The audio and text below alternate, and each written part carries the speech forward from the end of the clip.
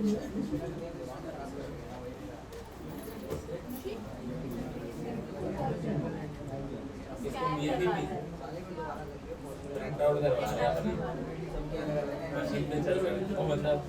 जाओ बच्चों। सबसे पहले मैं कंसाइनमेंट स्टार्ट करा रहा हूँ। कंसाइनमेंट करा दूँ स्टार्ट? ठीक है, कंसाइनमेंट स्टार्ट करा रहा हूँ। सारी बातें बोलूँगा, प्लीज़ फोकस बहुत ज़्यादा चाहिए होगा क्योंकि कम टाइम में आ जाओ। Good morning. कम टाइम में बहुत सारी बातें आने वाली हैं, तो प्लीज़ फोकस रखना बच्चों। ठीक है, चलिए मैं बोलना स्टार्ट कर रहा हूँ।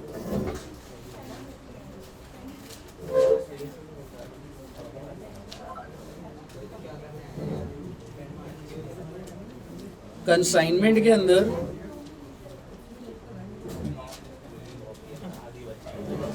दो पार्टीज होती हैं बच्चे। एक होती है कंसाइनर और एक होती है कंसाइनर। कंसाइनर क्या क्या बनाता था, एक बार जरा इधर आ जाओ, इधर फोकस करो इधर। कंसाइनर क्या क्या बनाता था जरा बताओगे मुझे? कौन सा अकाउंट बनाता है? एक तो कंसाइनमेंट और कंसाइनी, उसके बाद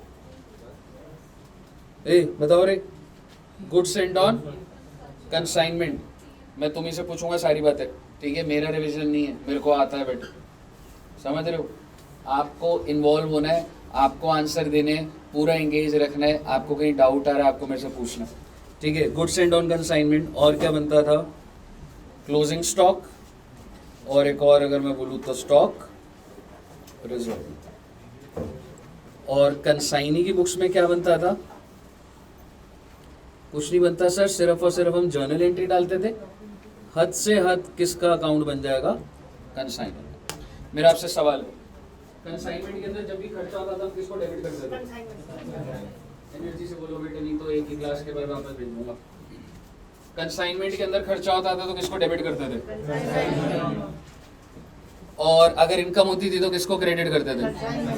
मेरा आपसे सवाल, कंसाइनर जब कंसाइनी को गुड्स बेचता है तो क्या एंट्री डलती थी? Please energy. Consignment account debit to goods and on consignment. Cost पे या इनवॉइस प्राइस पे? इफ अगर क्वेश्चन इनवॉइस प्राइस पर हुआ तो इनवॉइस प्राइस पर होगा। तो पहली एंट्री दोबारा से डिस्कस कर रहा हूँ। जब अगर मान लो मैं कंसाइनर हूँ, मैं आपको गुड्स भेज रहा हूँ, तो एंट्री क्या डालते थे? Consignment to goods and on consignment. आज हम किसकी बुक्स बना रहे हैं? कंसाइनर की। तो पहली एंट्री क्या हो गई? Consignment to goods and on consignment. लेकिन मैंने आपको बताया था कि भेजने से पहले मेरे को अगर डर लगे तो मैं आपसे एडवांस ले सकता हूँ। तो सपोज करो आपने मुझे एडवांस दिया, मैं एंट्री क्या डालूंगा? एंट्री बताइए कंसाइनर के बुक्स में। Bank account debit to consignee, bank account debit to consignee. तो बेसिकली गुड्स भेजने से पहले बैंक अकाउंट टू कंसाइनी हो जाता था। फिर जब मैं गुड्स भेजता था तो consignment to goods and on consignment. Sir goods ऐसे फ्री में नहीं जाते थे, ट्रक का खर्चा लगता था, ठीक है? जितने भी खर्चे होंगे वो किसके होंगे बेटा?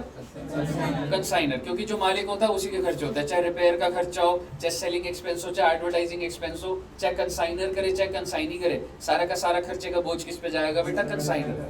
मेरा आपसे सवाल, एक खर्चा ऐसा होता था जो कंसाइनर का नहीं होता था, अगर वो डेल क्रेडिटर कमीशन दे दे तो? बैड डेट का खर्चा। पूरे कंसाइनमेंट में एक खर्चा ऐसा था कि भाई कंसाइनर बोल दे ये मेरा खर्चा नहीं, और वो कौन सा था जी? Bad debt. वो भी सिर्फ तब जब वो कौन सी कमीशन दे दे? Del credere commission. आई दोबारा से आते हैं। सबसे पहली एंट्री मैंने आपसे जब एडवांस लिया तो बैंक टू कंसाइनी। दूसरी entry consignment to goods and on consignment. Then मैंने ट्रक वाले को पैसा दिया, क्या एंट्री डालूंगा? Consignment to bank. और अगर उससे उधारी पे लिया तो कंसाइनमेंट टू लायबिलिटी, ठीक है? अब इसके बाद मैंने आपको बताया था गुड्स रास्ते में ही अगर ट्रक चेंज हो रहा है तो कुछ खर्चा कंसाइनी ने भी करा, ठीक है? तो वो क्या एंट्री डालेगा? Consignment to consignee. गुड। इसके बाद गुड्स कंसाइनी के पास आ गए। कंसाइनी क्या करता था? कैश सेल करे, क्रेडिट सेल करे, जो भी करे, ठीक है? तो जब उसने सेल कर दी, कंसाइनी ने फोन करके बोला कि भाई मैंने इतने की सेल कर दी, कंसाइनर की एंट्री डालेगा? गुड। Consignee to consignment. जो भी स्टॉक बच जा, अच्छा जब उसने बेच दिया तो उसका पर्पस क्या होता था? फिर क्या मांगेगा वो आपसे? कमीशन। कितने टाइप की कमीशन होती थी? कौन कौन सी? Ordinary, del credere, overriding. Ordinary commission is calculated on total sales. Del creditor commission is calculated on no total sale. Total sale, ये मैंने आपको लिखवाया हुआ है कि अगर कुछ नहीं बोलता क्वेश्चन टोटल सेल पे निकलेगा डेल क्रेडिटर।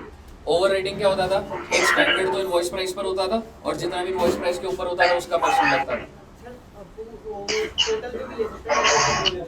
अगर क्वेश्चन बोले तो हाँ है ना, है वो ऐसा, ठीक है। अब मुझे बताइए, और अगर पीछे का खोलना भी होगा तो पीछे का दरवाजा खोल लेना। माइक एक बार सभी बच्चे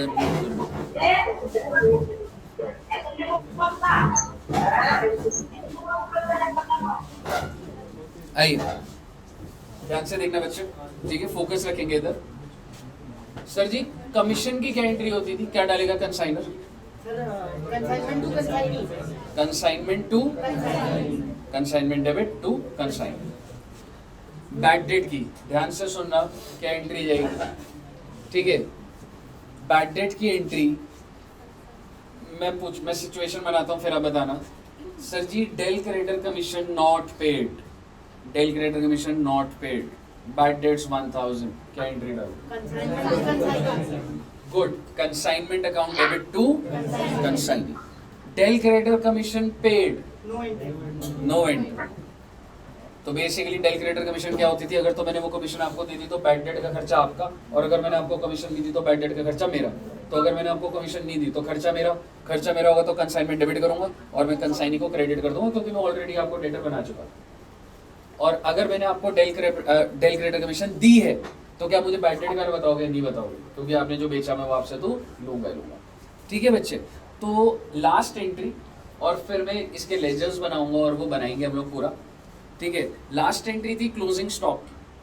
क्लोजिंग स्टॉक किसका है जी? जो मेरी दुकान पर पड़ा है या जो कंसाइनी के पास पड़ा है? कंसाइनी के पास। तो सबसे पहला सवाल तो ये आता था जो सबसे ज्यादा मुश्किल लगता है बच्चे को, वो ये लगता है कि सर क्लोजिंग स्टॉक के अंदर क्या क्या लेना है। तो आप मुझे बताइए, क्या मैं परचेज कॉस्ट लूंगा? लूंगा। क्या मैं कंसाइनर के एक्सपेंस लूंगा? कहां तक के? गोडाउन तक। क्या मैं कंसाइनी के एक्सपेंस लूंगा? कहां तक के? गोडाउन तक के ही लूंगा। कहने का मतलब ये है क्लोजिंग स्टॉक की वैल्यूएशन करने के लिए आपको जब कॉस्ट निकालनी होती है, इसको पीछे वाले को खोल भी दियो राहुल इसको खोल दियो, ठीक है। क्लोजिंग स्टॉक की वैल्यूएशन करने के लिए जब आपको कॉस्ट चाहिए होती है तो गोडाउन से पहले की सारी कॉस्ट लेते हो, चाहे वो कंसाइनर ने कराओ चाहे वो कंसाइनी ने कराओ। मेरे आपसे कुछ सवाल है, क्या मैं सेलिंग एक्सपेंस लूंगा? What are the expenses which are to be taken or not to be taken? Will I take selling expense? Yes or no? No. ये जितने बच्चों ने अगर क्वेश्चन कर लिए ना तो उनको सब रिलेट होगा, जो नहीं कर उनको लगेगा पता नहीं मैं क्यों बोल रहा हूँ। सेलिंग एक्सपेंस नहीं लेता मैं। रिकरिंग एक्सपेंस नहीं लेता, ध्यान रखना प्रैक्टिकल क्वेश्चन में रिकरिंग नहीं लेता हूँ मैं। नॉन रिकरिंग लेता हूँ, लिखवा दूंगा इस बात, नॉन रिकरिंग लेता हूँ। Marketing expense, finance expense, administrative नहीं लेता हूं जी मैं, ठीक है बच्चे। अब उसके बाद आप मुझे बताइए, मेरी क्लोजिंग स्टॉक की वैल्यूएशन के अंदर टेक्निकली परचेज कॉस्ट आ गई, कंसाइनर का खर्चा आ गया और कंसाइनी का खर्चा आ गया ऑन प्रोपोर्शनेट बेसिस। यही थी ना कहानी। और फाइनली मेरा प्रॉफिट या लॉस आ जाएगा कंसाइनमेंट का, और वो प्रॉफिट एंड लॉस जो भी बैलेंसिंग फिगर होगी वहां पे क्या लिखता हूँ? 2 करके क्या लिखूँ? 2 P&L, और अगर उधर है तो बाय P&L। आगे सुन लो, लास्ट पॉइंट बोल दो फिर लेजर बनाएंगे। एबनॉर्मल वेस्टेज करा था हम लोगों ने। एबनॉर्मल वेस्टेज का लॉजिक ये होता था, एबनॉर्मल वेस्टेज जो भी होगा, जितने भी यूनिट्स के साथ हादसा हुआ है उसको मैं क्रेडिट साइड पे दिखा देता। तो एंट्री क्या डालता था मैं एबनॉर्मल वेस्टेज की?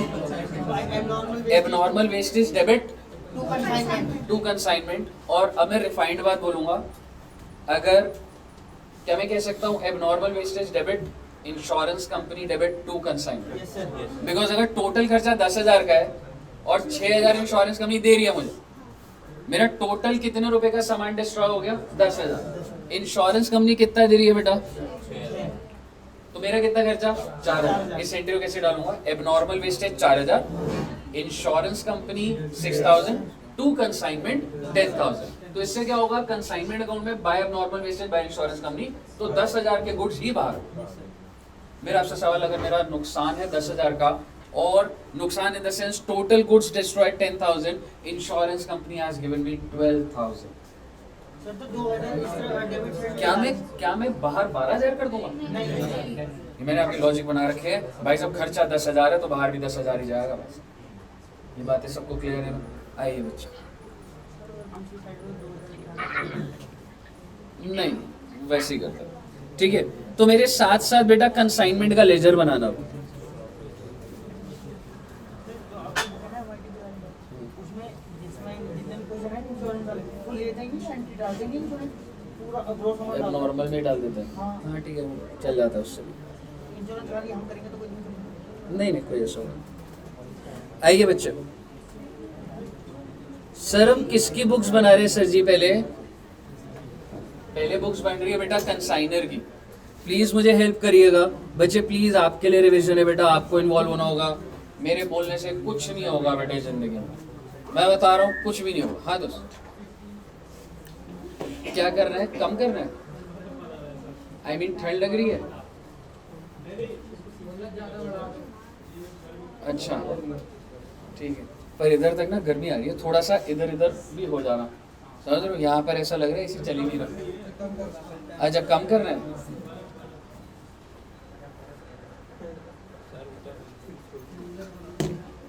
ठीक है, प्लीज बच्चे आपके लिए रिवीजन हो रही है, आप साथ साथ करिए, इसमें कोई डिले लैग नहीं चलेगा। ठीक है, साथ साथ करना बेटा। सबसे पहली एंट्री कंसाइनमेंट टू एग्जाम में प्लीज फुल लिखना है आपने। ठीक है, गुड सेंट ऑन कंसाइनमेंट। और अगर कंसाइनर खर्चा करता था तो टू बैंक, और आपको एग्जाम में ना ऐसे वो लिखने भी है, नाम भी लिखने हैं। ठीक है, मान लो transport, loading unloading,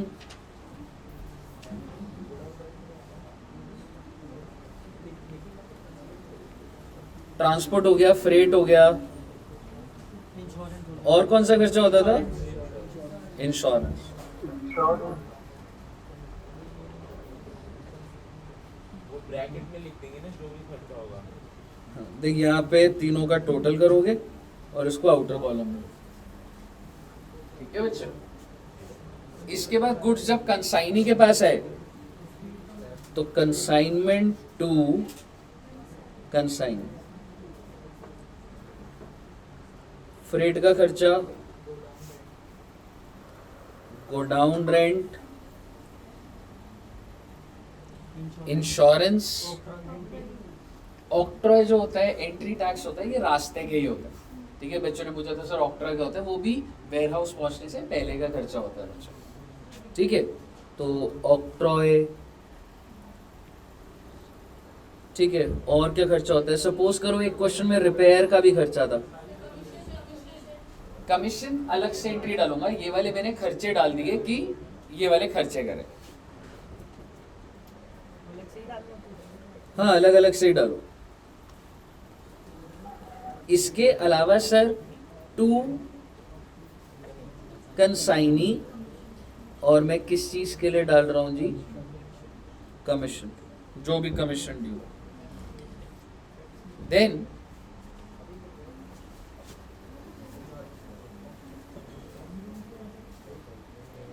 to consignee,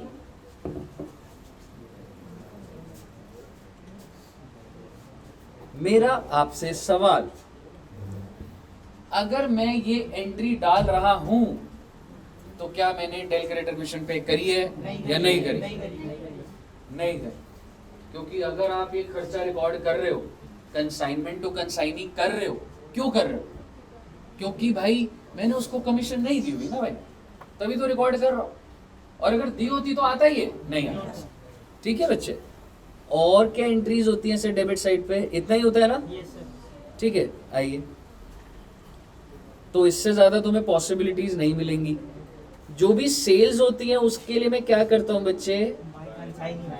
consignee को क्रेडिट कर देता हूं with the sale price. Then अगर वेस्टेज होती है, by abnormal wastage, by insurance. Example के तौर पे अगर 10,000 का नुकसान है तो 4,000 रुपए का ये आ गया और 6,000 6,000 इंश्योरेंस कंपनी दे रही है, 4,000 और 6,000। ठीक है बच्चे, और बताइए, और इधर क्या आता है, क्लोजिंग स्टॉक, बहुत ही ज्यादा इंपॉर्टेंट पॉइंट, और अब नॉर्मल वेस्टेज पे भी लिखवा दूंगा।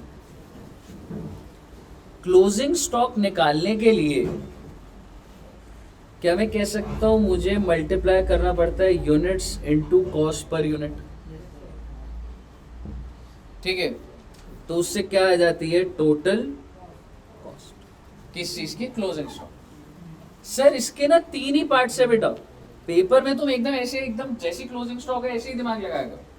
क्लोजिंग स्टॉक के अंदर क्या क्या है, कह सकता हूं एक तो परचेज कॉस्ट, यानी कि जो भी यूनिट्स मेरे पास बचे हुए हैं उसको मैंने खरीदा कितने का था, कॉस्ट दी होती है ना वो चीज। दूसरा कंसाइनर का एक्सपेंस, कंसाइनर का एक्सपेंस कौन कौन सा हो गया, जैसे मान लो ये वाला, क्या मैं ट्रांसपोर्ट ले लूंगा, Yes, sir. Loading, Yes, sir. Insurance, Yes, sir. तो मान लो कंसाइनर का जो भी खर्चा है, ठीक है, मान लो इसको लिख देता हूं जैसे एक्सपेंस इनकर्ड डिवाइडेड बाय, कह सकता हूं टोटल यूनिट्स, भाई ट्रक में जितने यूनिट चला उसी पे ही होगा ना। ठीक है, तो इससे क्या आ जाएगा, पर यूनिट कॉस्ट आ जाएगी। और अगर मैं इसको मल्टीप्लाई कर दूंगा यूनिट्स ऑफ क्लोजिंग स्टॉक, तो क्या इससे मेरी कॉस्ट ऑफ क्लोजिंग स्टॉक नहीं आ जाएगी कि इस पे इतना खर्चा। Yes, sir. यही करते थे ना हम लोग बच्चे, ठीक है ना, कि भाई टोटल खर्चा कंसाइनर ने इतना करा, कितने यूनिट पे करा, 1000 यूनिट पे करा, बचे कितने हैं, 100 है, तो पर यूनिट निकाल के 100 से मल्टीप्लाई करता। ठीक है, अब रही बात कंसाइनी की। सर कंसाइनी ने जो भी एक्सपेंस करा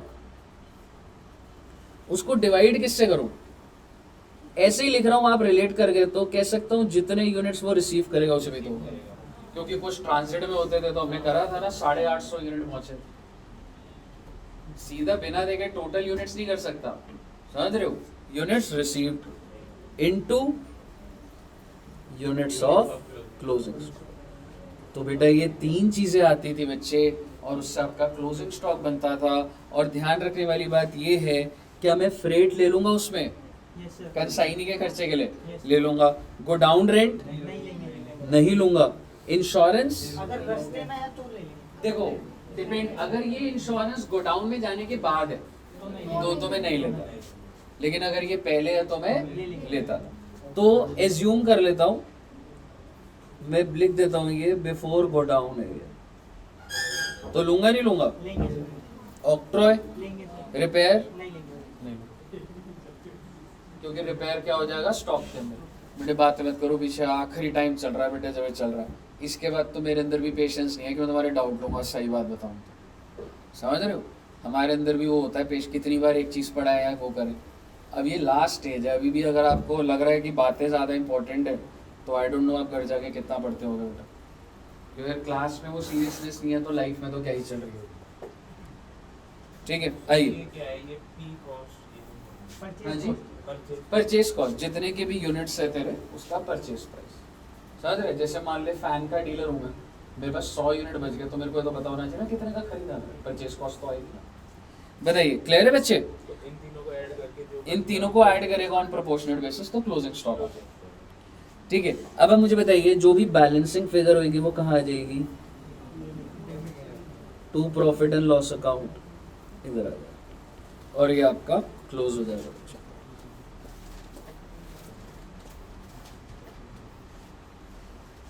एक बार बना दो बच्चे इसको।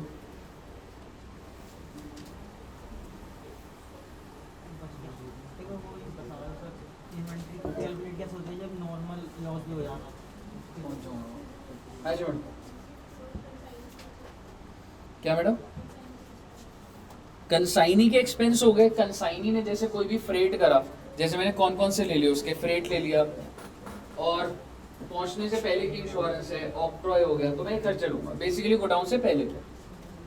बट मैंने नीचे क्या लिखा है, यूनिट्स रिसीव्ड, क्योंकि आपको ध्यान होगा कि हमने एक क्वेश्चन करा था। एक बात बताओ, कंसाइनी जो भी खर्चे करेगा जो उसे मिलेंगे उसे भी तो करेगा ना, ठीक है, क्योंकि हो सकता है ना कि कुछ यूनिट डिस्ट्रॉय हो जाए, कुछ रास्ते में हो, तो मेरे पास जो मिला उसी पे ही तो मैं खर्चा करूंगा। तो मैंने डिवाइड किससे करा, यूनिट्स रिसीव, और उसको मल्टीप्लाई किससे कर दिया, जो भी क्लोजिंग स्टॉक के यूनिट्स है, क्योंकि ये पर यूनिट कॉस्ट आ गई और जो यूनिट्स है वो। क्लियर है बच्चे? आइए, तो ये मेरा प्रॉफिट और लॉस आ गया, और जो कि मेरा क्या आ जाएगा जी, बैलेंस से। अब आप जरा एक दो वर्किंग नोट बना लीजिए जो कि आपको पता होने चाहिए। एबनॉर्मल लॉस का वर्किंग नोट कैसे बनेगा सर?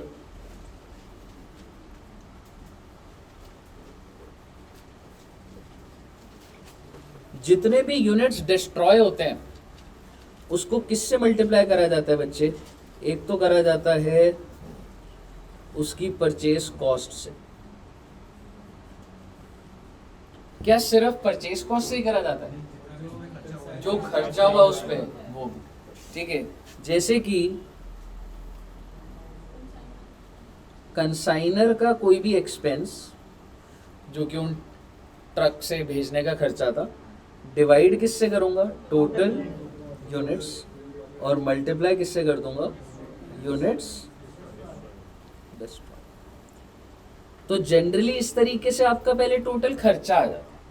जनरली हर क्वेश्चन में देखा गया है कि कंसाइनर के लेवल पे ही अब नॉर्मल लॉस हो जाता है, कंसाइनी पे पहुंच के नहीं होता generally, if you can relate.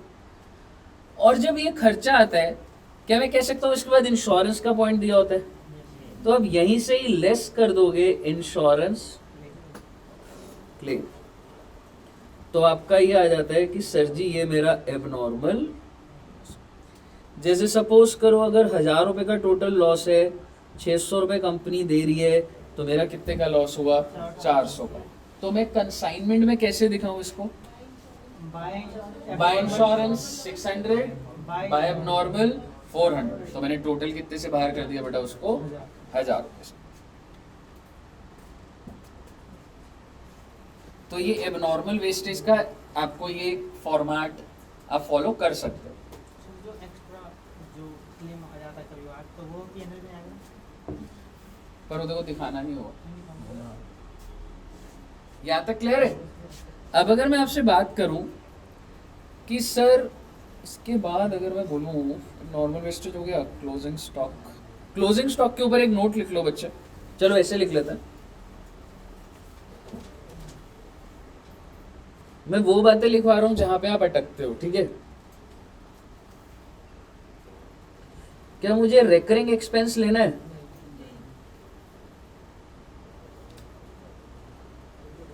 क्या मुझे नॉन रेकरिंग एक्सपेंस लेना है? क्या मुझे कोई फाइनेंस एक्सपेंस लेना है, फाइनेंशियल एक्सपेंस? क्या मुझे कोई एडवर्टाइजमेंट एक्सपेंस लेना है? बताइए, एडवर्टाइजमेंट एक्सपेंस का नहीं लेंगे। क्यों लेंगे? गोडाउन से पहले का और इन्वेंट्री की कॉस्ट में वो लेते हो जो जरूरी होता है, एडवर्टाइजमेंट का जरूरी नहीं बोला जाता, बिल्कुल नहीं लोगे। आपने प्योरली, अगर एग्जाम्पल के नाम पे बोलूं बस, फ्रेट लूंगा, insurance, I am writing if this insurance is before reaching godown. अगर आपको पेपर में समझ नहीं आ रहा हो ये गोडाउन से पहले या बाद में, तो आप एक एजम्पशन डाल कर आएंगे कि नहीं पता लग रहा था। तो पैकिंग एक्सपेंस लूंगा, बिल्कुल लूंगा, इलस्ट्रेशन नंबर 1 में पैकिंग एक्सपेंस समझ रहे हो। और कौन सा खर्चा देखा आपने कोई ऐसा? रिपेयर्स नहीं लेनी, रिपेयर नहीं लिया था, कंसाइनी के पास था, रिपेयर का खर्चा करा था, क्या वो लिया था? नहीं लिया था बच्चा, ठीक है। तो ये आपको कुछ खर्चे आपकी बुक में मिलेंगे जो कि मैंने प्रिसाइज कर दिए कि किसको लिया हुआ है, किसको नहीं लिया हुआ है। फाइनेंस एक्सपेंस, फाइनेंस होता है मैडम, आपने लोन लिया हुआ है, लोन के ऊपर आप इंटरेस्ट दे रहे हो, वो जो इंटरेस्ट होता है वो इन्वेंटरी की कॉस्ट नहीं बनती, ठीक है। तो वो वाली चीज है। हाँ, आ जाता हूँ उसमें। गोडाउन रेंट लूंगा, नहीं लूंगा कुछ, ठीक है जी। अब मैंने ऊपर एक पॉइंट छोड़ दिया था, चलो ये नोट कर लिया पहले बेटे, मैं बता रहा हूँ आपको इसी में से पॉइंट में सारा, मैं ऐसे ही लिखवा। अब यहीं फंसोगे अगर फंस जाओगे। अभी जो बता रहा हूँ ना कॉम्प्रिहेंसिव बता रहा हूँ, सारी बातें बता रहा हूँ, इसी के अंदर ही आएगा जो भी आएगा। आइए सर, आपने ये कॉस्ट लेवल पे तो आपने ये समझा दिया सर कि गुड्स की कॉस्ट रिकॉर्ड होगी, वहाँ सेल रिकॉर्ड होगी, ये खर्चे रिकॉर्ड होंगे, वो इनकम है, नॉर्मल वेस्टेज, क्लोजिंग स्टॉक आएगा। लेकिन कई बार क्वेश्चन आ जाता है, जैसे कि एक क्वेश्चन हमारा था जिसमें goods are sent at invoice, तो तब हम कॉस्ट पे लिखेंगे या इनवॉइस पे लिखेंगे? तो आइए जरा, अगर मैं इसको इनवॉइस प्राइस पे लिखता हूं, मान लो 100 रुपए की कॉस्ट है और इनवॉइस प्राइस है 125, तो यहां पे कितना लिखूंगा? पर सर ये तो गड़बड़ हो जाएगी, अगर 125 का ही बेचा तो वही है। हाँ, तो यहाँ पर क्या आ जाएगा बेटा? By goods sent on consignment, और ब्रैकेट में आपको क्या लिखना है? लोडिंग 25 रुपए। ये बात आपको भूलनी नहीं है कि लोडिंग नहीं लिखा तो बेटा नंबर कट जाएंगे। तो अगर इनवॉइस प्राइस पर होते हैं तो पहले तो होता था goods are recorded in invoice price, और जितना भी एक्सेस है उसको मैं काउंटर क्रेडिट साइड पर लिखता हूँ। ठीक है बच्चे? अच्छा सर, दूसरी बात सर, हम जब क्लोजिंग स्टॉक की वैल्यूएशन करते हैं तो मैंने आपको बोला कि परचेज कॉस्ट, ठीक है, तो मैं इधर लिख देता हूं, मान लो अगर 10 यूनिट रह गए, ठीक है, यूनिट तो गिनने में आ जाते हैं, 10 को किससे मल्टीप्लाई करूं? 100 से, दैट इज कॉस्ट, या 125 that is invoice price. Good, 125। इसका मतलब बेटा ये कितने रुपए आ गया? 1250। बट क्या इन रियल सेंस आपकी वैल्यू 1250 है? Closing stock should always be shown at cost. तो कितने रुपए से प्रॉब्लम हो रही है आपको? 250। कैसे निकला? 10 यूनिट में कितना ज्यादा है? 25 रुपए। तो बच्चे यहाँ पर आपका क्या आ जाता है बच्चे?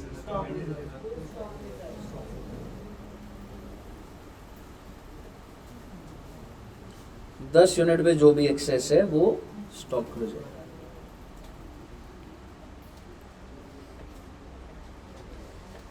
तो मैंने जो हाईलाइट करा हुआ है बेसिकली इनवॉइस प्राइस वाला हाईलाइट करा हुआ आपके साथ। क्लियर है?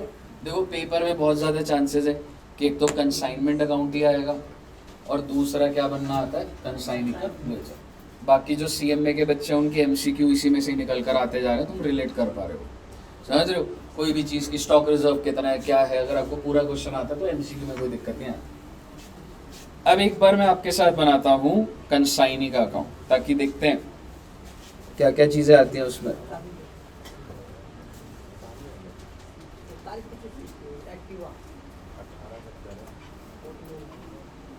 क्या हुआ?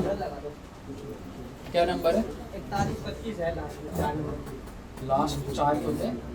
41 4125 एक्टिव है किसी की? आओ बच्चे, कंसाइनी अकाउंट बनाओ रे। मुझे बताओ जब ये एडवांस देता है तो क्या एंट्री डलती थी?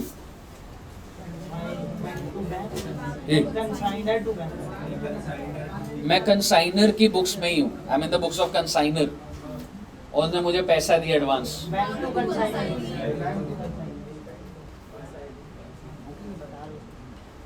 और अगर उसने बीआर दिया मुझे तो मेरी बुक्स में बीआर है तो, और अगर उसने कोई फिक्स्ड एसेट दे दिया तो बाय फिक्स्ड एसेट, जो भी दे दे भाई एडवांस का, ज्वेलरी दे दे, ठीक है। इसके बाद अगर वो कुछ खर्चा करता है तो बाय कंसाइनमेंट आता था, याद है? बाय कंसाइनमेंट आता था, जैसे एग्जांपल देता हूँ, उसने 5000 का खर्चा करा तो आप क्या एंट्री डालोगे? कंसाइनमेंट टू कंसाइनी, तो बाय कंसाइनमेंट आ गया, और यहाँ पर मैं लिख रहा हूँ कंसाइनी के खर्चे। फिर दोबारा से कंसाइनी की कमीशन, फिर दोबारा से बैड डेट का लॉस, क्या वो भी आ सकता है? So I have paid del credere और not? I am not paid. फिर उसके बाद बच्चे जो भी उसने सेल करी थी उसको मैं डेटर बनाता हूँ, चाहे उसकी कैश सेल्स हो चाहे क्रेडिट सेल्स हो, तो मैं एंट्री क्या डाल दूं बेटा? Consignee to consignee, consignee to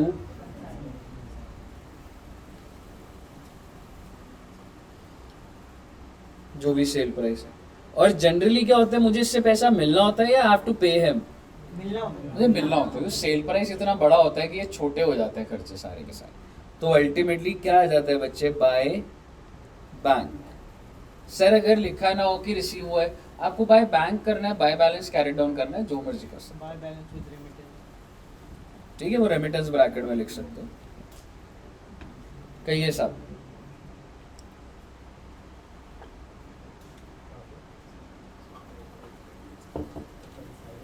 यहां तक क्लियर है सबको?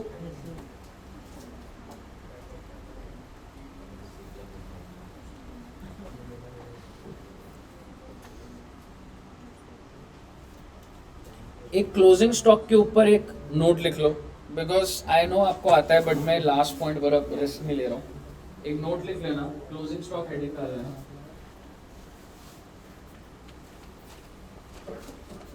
वो लिखना बच्चे।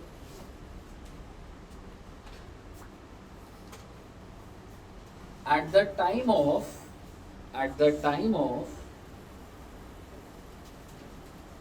valuation of closing stock,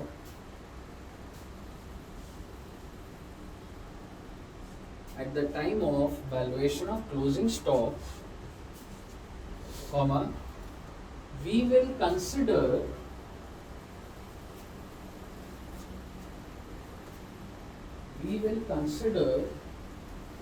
the following expenses. We will consider the following expenses. ठीक है, और नीचे लिखना point number 1, purchase cost on proportionate basis. आप समझ रहे हो ऑन प्रोपोर्शनेट क्यों लिख रहा हूं? यस सर, जितने बचे क्योंकि जितने बचे उसी का ही निकालूंगा ना। ठीक है, purchase cost on proportionate basis. Second point, consignor expense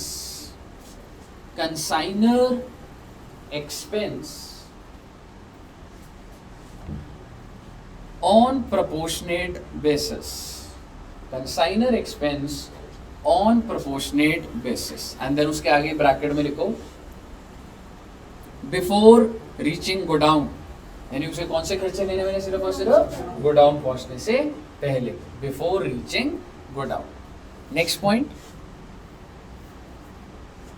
consignee's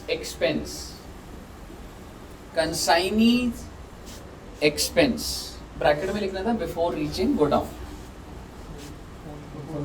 consignee's expense on proportionate basis. Proportionate basis को लिख रहा हूं, क्लियर है ना? Yes sir. ठीक है, ऑन प्रोपोर्शनेट बेसिस, और ब्रैकेट में लिखना है बच्चे बिफोर रीचिंग गोडाउन। कहने का मतलब ये गोडाउन से पहले के ले देते हैं, दोबारा से वही पॉइंट लिखना, बिफोर रीचिंग गोडाउन।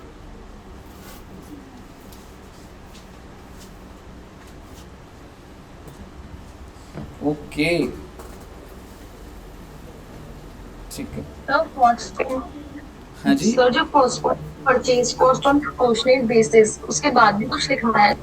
हाँ जी मैडम। मैंने लिखवाया है, फर्स्ट लिखवाया था purchase cost on proportionate basis. Next point, consignor expense on proportionate basis, और फिर ब्रैकेट में लिखवाया था before reaching godown. Before reaching godown, और ऐसी consignee's expense on proportionate basis, and then bracket में लिखवाया था बिफोर रीचिंग गोडाउन। क्लियर है बच्चे? और एक लिस्ट तो मैंने एक आइडिया दे ही रखा आपको कि क्या क्या है। ठीक है, एक नोट अगला लिखना, एबनॉर्मल लॉस। हाँ, ये नेक्स्ट मतलब ऐसे नोट है। क्लोजिंग स्टॉक खत्म हो चुका है। Abnormal loss is never calculated on invoice price. Is never calculated. Abnormal loss is never calculated at invoice price. गलती से भी कंफ्यूज मत हो जाना कि अगर इनवॉइस प्राइस का क्वेश्चन है तो हमने लॉस भी इनवॉइस प्राइस पर नहीं, ठीक है, full stop. Abnormal loss is always calculated, abnormal loss is always calculated at cost, is always calculated at cost, clear है? चलिए आरटीपी में क्वेश्चन आता है इनवॉइस पे कैलकुलेट करवाना कॉस्ट पे चलिए दिखा दियो एक बार, अच्छी बात है, तुमने देखा होगा तो मैं बता दूंगा बच्चों को। वैसे कॉस्ट पे चल जाएगा कोई दिक्कत नहीं। आंसर सेम आ रहा है हम्म, वैसे अगर मैं कर रहा हूँ ना कॉस्ट पे तो आंसर मेरा वही आ रहा है जो उसका इनवॉइस का हाँ वो